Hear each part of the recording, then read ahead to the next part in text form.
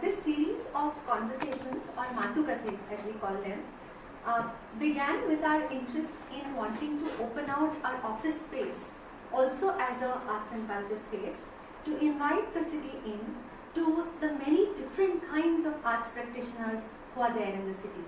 As some of you know, we are grant makers. So as IFA, we make grants to artists, scholars, researchers across the country. But so many of the events that we do are essentially to showcase our grants. But this is one space that we said that this was the time that we would actually interact with artists who are not our grantees and are doing amazing work in their own way. This is also an opportunity to invite artists who may be traveling through Bangalore. They come here for something else and they have an evening free, and we invite them to share their journeys with us. And we've had some really wonderful artists, magicians, musicians, researchers, filmmakers, installation artists who come and share their work at this forum. So we are always delighted. It makes a very special evening for us. Today is also particularly special because last year the Bajaj Group gave us 50 lakhs to spend on grant making across our projects and programs for 2 years. And on 23rd of January 2015, all over the country, the Bajaj Group is celebrating the birth anniversary, the 100th birth anniversary, the centenary actually, of the architect of the Bajaj Group, Shri Kamal Nayan Bajaj.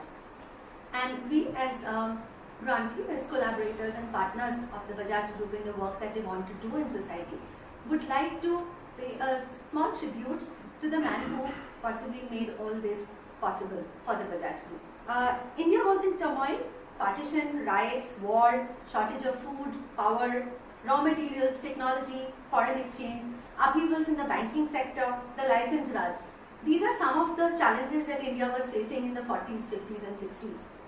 Just around the time when Shri Kamal Nayan Bajaj started quietly building the Bajaj Group. Through many hardships, by 1965, they were the 19th largest industry in the country. And today, of course, as we all know, they're a huge conglomerate, having investments across different kinds of sectors.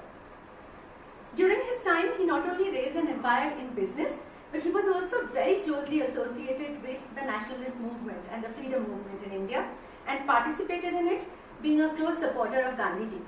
Post-independence, he was among the leaders who took charge of building the new nascent nation of India. Kamal Nayan Bajaj laid strong foundations by embedding values and ethics in the group. It's a heritage that is cherished by his successors, who remain philanthropic and socially committed to the various causes that they support across sectors in the country. They sent us this lovely book, which is a biography of Kamal Nayan ji.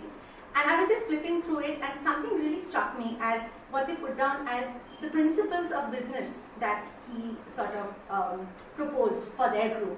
And I was seeing that how it's so similar to the way one might want to run any organization, be it non-profit, be it in the arts and culture, be it in any industry. So I would like to end this tribute mentioning a few of those principles that felt very close to our heart in the manner in which we try and run our organizations in non-profit and the arts. So he says, manage sensitively the talent in the group, select good partners and be good to them, pick successful and experienced friends and professionals to be directors and listen to them.